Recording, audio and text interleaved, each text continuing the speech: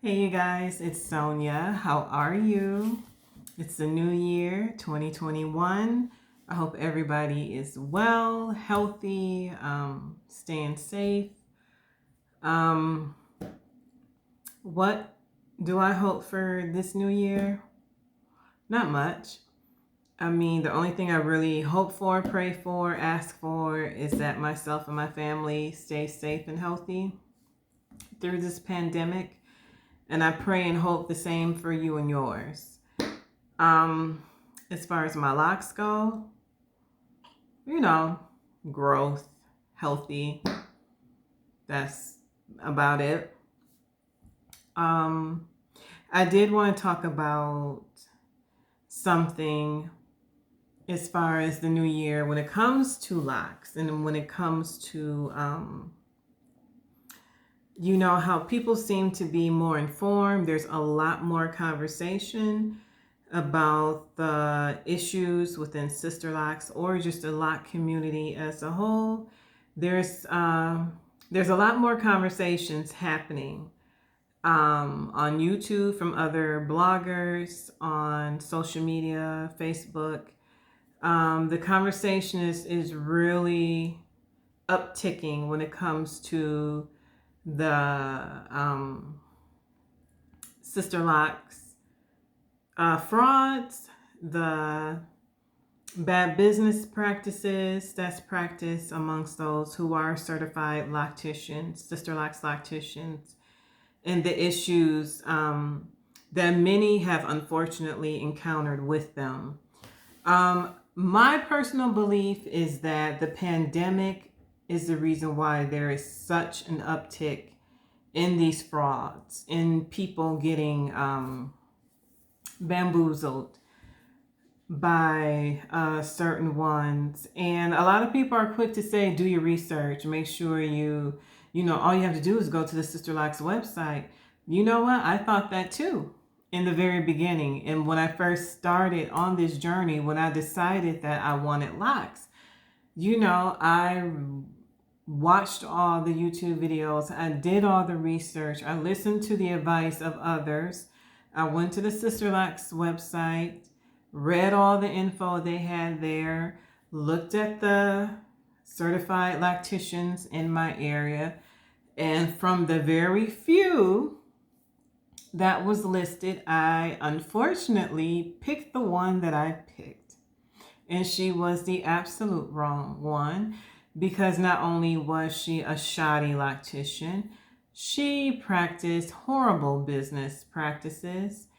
And so, again, that's the case of you don't know until you get into that person's chair. You don't know until you actually start seeing that person. And then, like everyone else, you have the choice of making changes. You have the choice of discontinuing their services for your hair. So it's not as cut and dry as a lot of people make it seem. People are scammers for a reason. They know how to scam you.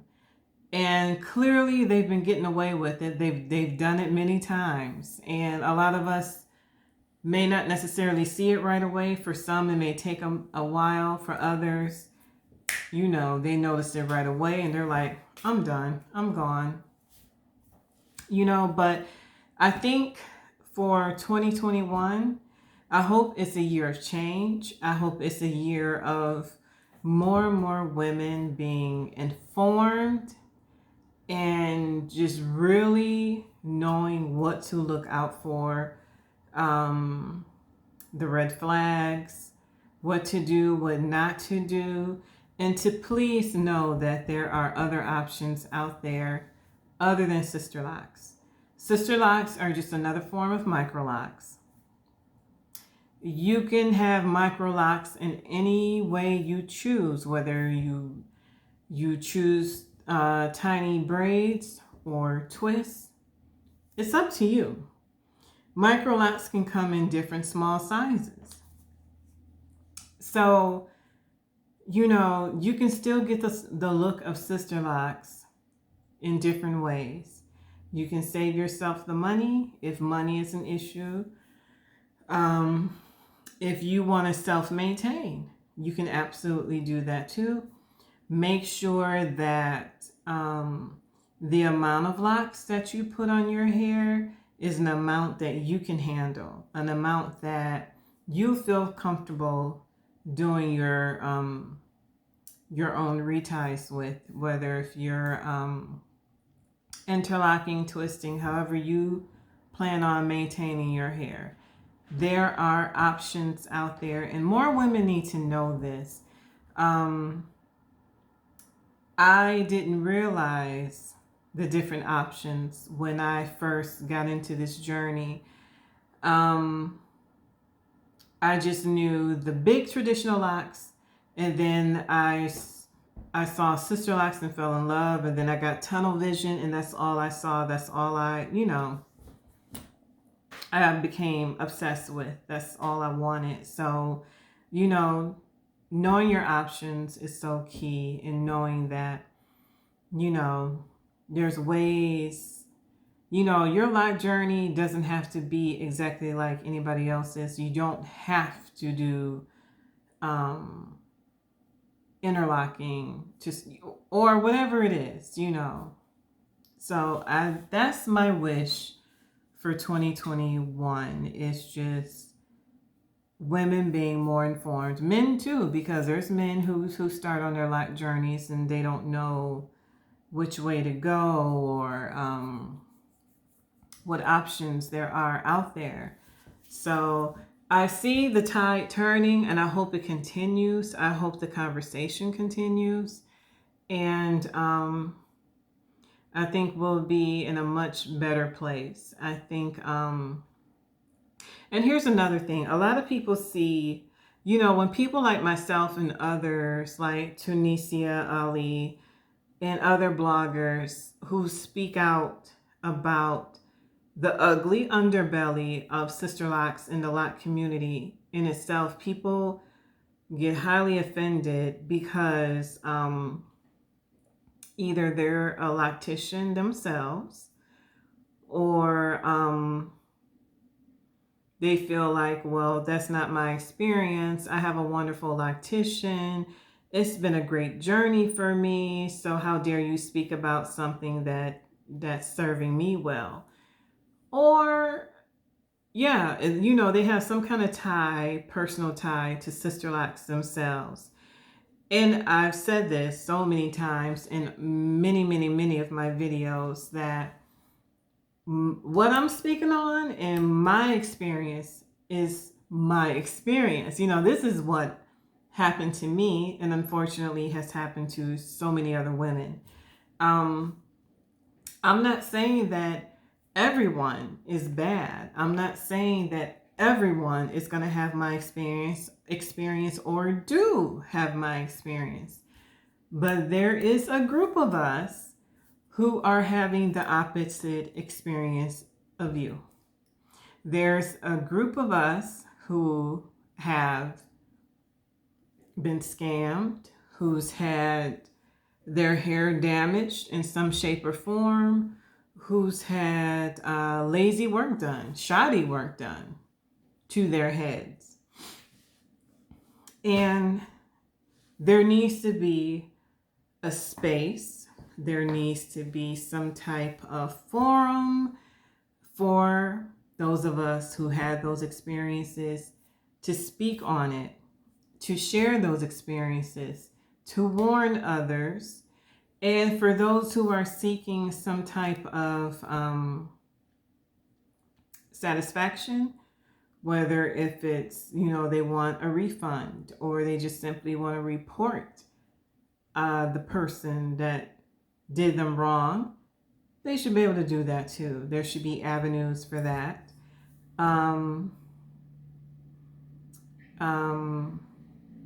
What was I going to say?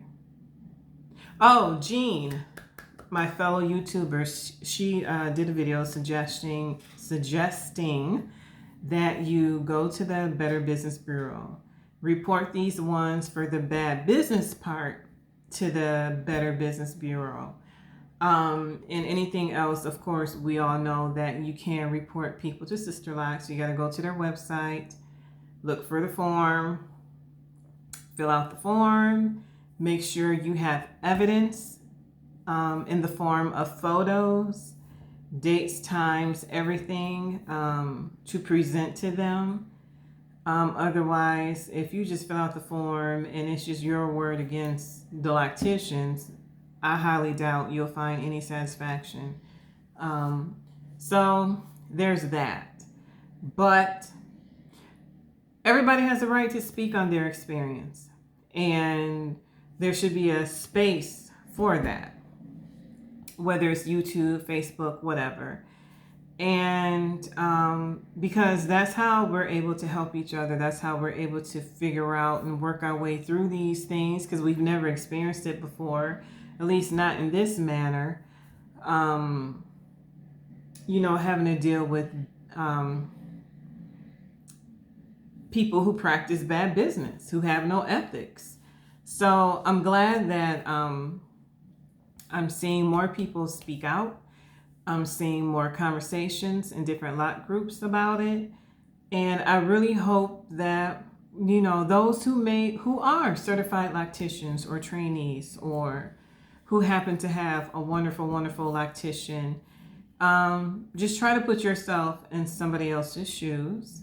Try to understand and listen and hear the other side of Sisterlocks. Because believe you me, when I first started looking into Sisterlocks, the majority of the videos that popped up were videos from people who spoke very highly of Sisterlocks. Many people, nobody was talking about the downside of Sisterlocks as far as lacticians and business goes. I don't think I saw any videos. If I did, it was only like one or two. And, I've had Sisterlocks for 2 years now. And so the majority of the videos that I saw were videos that spoke very highly of Sisterlocks. They spoke to the versatility of Sisterlocks, how beautiful they are, hair freedom, and, all that good stuff.